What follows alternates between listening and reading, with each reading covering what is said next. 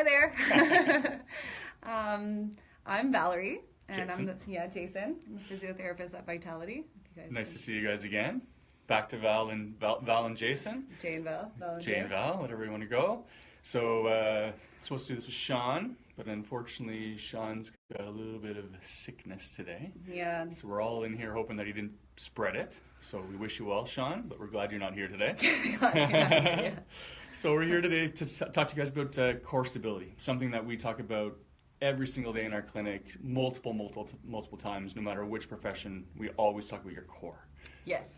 So, what is it? What do we mean? What are your core muscles exactly? So, is it having a six-pack? It is not. It is not having a six-pack. It is not having a six-pack. That is not what your core is. So, I'm going to show you quickly the spine. So, when we talk about the core, we talk about some muscles in the front of your spine, maybe underneath your spine and your pelvis, and your back. We want to bring the deep muscles of your core. Yeah. So, sometimes in the front or the back, That's you've got the it back. here. You have these little muscles that move from the transverse process of one vertebrae to the next or over to the spine. They're small little muscles. Called multifidus. There's many different muscles like that. On the bottom of your pelvis, kind of in the bottom part of your pelvis, we call it your cusif, because if it's not there, your guts fall out. Your pelvic floor? The pelvic floor. Yeah, exactly. Cusif. I've never heard that. Yeah, my Newfie friend taught me Yeah. that. I'm like, why are you calling it the cusif? Oh, because it's not there, your guts fall out. There you go. Pelvic floor. That's on the bottom. And in the front, you have your transverse abs, which is almost like a corset that goes wraps around your body underneath the six-pack. What we call in yoga, usually we say the inner zipper. Inner zipper. Yeah. Nice. Anyways. So the idea of the core, so what do the core muscles do? So essentially those deep muscles of your core, the way they work is that before we bend down to put a shoe on or bend down to put our socks on. Or get up. Or move. Change position. Yeah. They fire first. They fire, they hold your spine stable before your big external muscles bend you forward. Yeah. You go, oh, I got some pictures of this. Yeah. Sean wants Jay to show his six-pack. Actually, Sean, funny enough, I took some pictures before, and I didn't really want to share them because I didn't feel right about it. So I have one picture I took earlier this morning. It's not my best day for sure, but it's not a bad day. Not a bad day. I got a little bit of tan going on. You want to show the face on that picture? Yeah. So that's me on a regular Friday morning. We're not Monday. Yeah, that's it.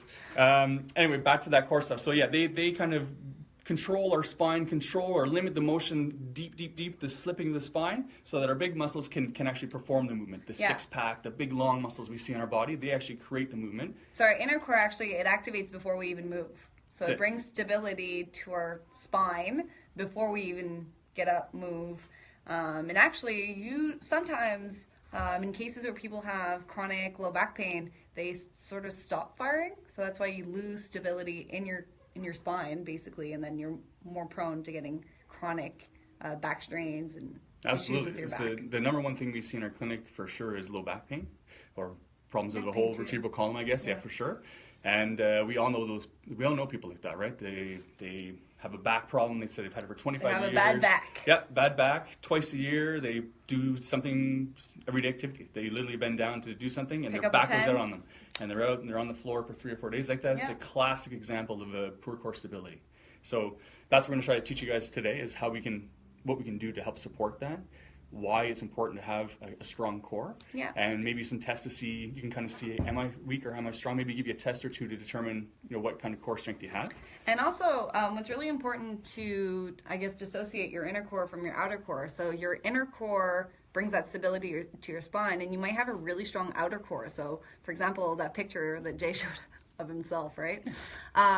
It just shows a really strong outer core. It doesn't necessarily mean that person has, or Jay, has a really strong inner core. Right? So there's a huge association. Just because you do abs, it has no We treat lots of people like that have great external musculature but still have chronic instability of their back. Yeah. Absolutely. That's no determinant whatsoever. Exactly. I guess the cool thing to look at a healthy back, not cool thing, when you compare a healthy back to an injured back, they used to do studies a lot where they would test people. So they'd take healthy subjects, and they'd put a little needle in the back, and they'd measure their activity of their musculature, of the deep core. So they just have them do a simple movement like bending. And in a healthy subject, you get this huge muscle activity of those deep muscles showing they contract. Yeah. And then they do someone who has current pain in their back. They do the same same test, if you will, and they'll show that there's a minimal recruitment, almost no firing. And that's the difference. They're not engaging the core, and they're not controlling the motion of their spine, and that's what allows the vertebrae to have too much slipping between each vertebrae. And your outer back muscles also to work harder than they should. For sure, absolutely, much harder. So the crazy thing is, when you have, let's say, a vertebral subluxation or a pelvic subluxation, studies show also that if you don't re-educate those muscles, they never turn back on again. They don't. So it's like, and I think there's a study done. I think it was for your multifidus. Only 80% of people it doesn't come back on. That's crazy. Yeah, for people who've had low back pain once. That's it. So that's what we try to teach our patients here at Vitality. That's the second part of the rehab, right? Someone comes in, they usually have acute pain. Sean actually is a great example. He calls it putting the fire out. Right? You don't necessarily do core training right off the bat. You give them some corrective stretching. You're trying to get the pain under control, put the fire out, and then the second part of the program is now we start to rehabilitate the muscles and get a true fix, not just a short-term fix. And unfortunately, a lot of people don't always do that, right? They'll get to maybe 70% better, and they say, you know what, I'm good. They don't feel the pain. They don't feel the pain anymore, so but they're still not really strong. So they sometimes end up coming back in. You know, it could be 3 months later, a year later. Even 2 sometimes, yeah. Yeah, but you have to really do that part of your rehab. So it's like a light switch. So if you take not just core muscles, but any muscle, if you break it down to the individual motor unit, they fire either 100% or 0%. It's like an on-off switch. Yeah. So it's either they fire or they don't fire. So the way I try to tell people is, or explain to my patients, is that I use a random number, let's say 100. Let's say you've got 100 of those motor units in your back, and you've got an injured back, then you're recruiting maybe 15, 20 of them. But if you're not injured, you recruit like 80, 85 of them. And that's the difference. So if you put the time in to build the core through some exercises we'll explain later, you need to do that consistently for several months to then neurologically create that loop to the muscle saying, okay, now I know how to fire. You got to do that. And then you have to keep doing it long enough that you actually build hypertrophy and build more size back of that muscle to help keep the tone in your body. Yep. And a lot of people that poor core, they also are the ones that they wake up in the morning, their back's really sore in the morning because they sleep all night, and your body kind of shuts down and we try to relax. But if that core doesn't have that tone and that strength, over the night the vertebrae, they just shift, and then it feels like there's the joint feels dry and stiff, and that's what you have to work on. Put in some WD-40 in there and get it going. Absolutely. Nice. So how can we tell if our core is strong? Well, what do you test? How do you test that with your patients? I do the active straight leg raise. Nice. So basically, you're on your back and you lift up your leg about 30 degrees off the ground. You do one leg at a time, and usually I pick the leg that's most difficult to lift, and then I not recruit, but I help certain muscles. So I'll press in certain areas just to help recruit that muscle. And if it's easier to lift that leg, then I know that's a muscle we have to work on. Nice. Often people are positive, meaning like they're helping to recruit all the muscles. Is usually the case, but I've had some cases where it's only been either the transverse or the pelvic floor, so we know where to put our focus for that individual. Absolutely. Yeah. I think another one, a good way to test too, is sometimes I just get people to try to do a plank. Everyone hates that plank exercise, but it's like almost like a gold standard, right? It's very easy to just time it. And some people, ideally you should be able to hold that plank for a minute and do consecutive planks in a row for over a minute. Yeah.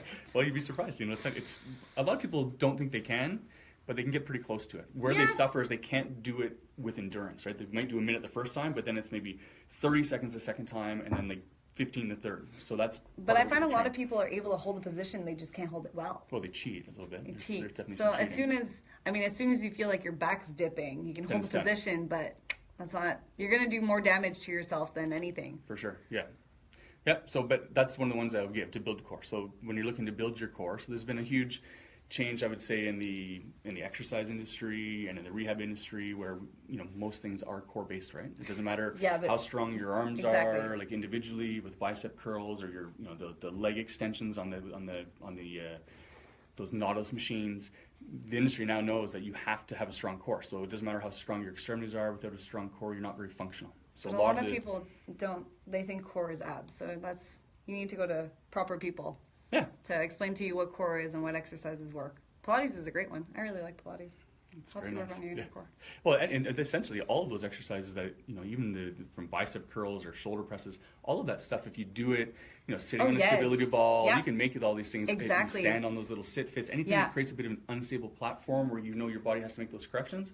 That's engaging your core. Exactly. Well, you engage your core whenever you move, right? So your core is so important in any kind of activity. It's not the strength of your legs or the strength of your arms on lifting something. If you have no core, everything is going to break down. Exactly. So that's the typical progression. So for people looking to strengthen your core, it's a lot of like Val said, a lot of the Pilates exercises. So generally, once the pain subsides somewhat, you start doing some planks.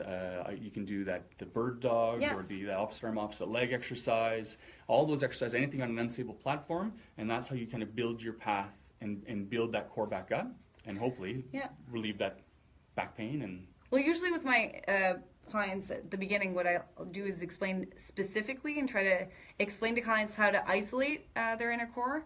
So from their transverse to the pelvic floor to their multifidus, and they're not easy exercises because you got to really think about it, right? You can't just lift something, you can't just do something. It's really focusing on really activating that muscle, and it's tough. Some people have better body awareness, so they're able to do it better, but a lot of people have a hard time just understanding how to contract it, and I really focus on that initially. And once you're able to contract it, it comes second nature, and then that's when doing planks, doing bird dog, doing all these different kinds of what we call core exercises become a lot easier, because you know how to specifically come to activate that inner core. Yeah, it's like riding a bike, exactly. Once you get that feeling. The nice thing too is they tend to work like together, right? So I usually get people to train them together too. That are kind of exercise that no one really knows you're doing them. So you can do it, in your car, you can do it at your desk at work, you can do it standing in line at the grocery store. And showering. Generally people, like Val had said, generally people are best with one of them. And if you can get one, then sometimes that facilitates getting the second one. So because when you activate one, you activate all. They work together. Yeah, they work together, exactly. So typically, for just kind of break them down. So transverse abs, like we said, is that corset around your abdomen to actually contract your transverse ab. It's like trying to feel like you pull your belly button towards your spine.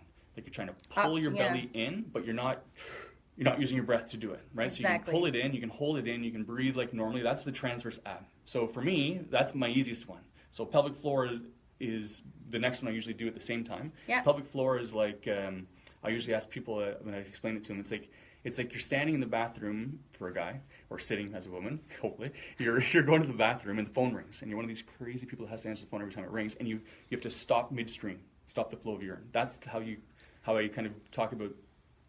Don't do that at home though, because I'm pretty sure those can create UTIs. Yeah. So I asked them to try it once to get the feeling, and exactly, then to get the feeling. And then you can train them together. So you do them in waves of, you hold for 5 seconds, and then I usually talk. I don't know about you. I think you kind of do the same for the pelvic floor. I almost talk like an elevator, like a 4-story building. It's not like 100% contraction. You're trying to squeeze as much as you can. Yeah. It's more about control. So exactly. I usually talk about, maybe you'll do the 4th floor, so 100% for 5 seconds, and then you relax, and then you do the 2nd floor at 50% of your max.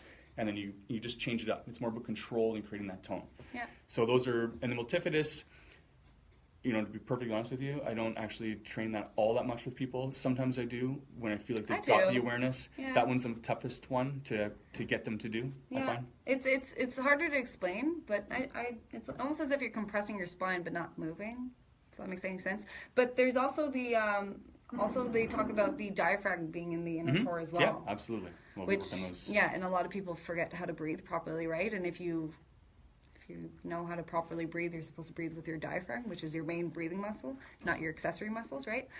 So learning how to use your diaphragm properly helps as well. Absolutely. Okay, so recap.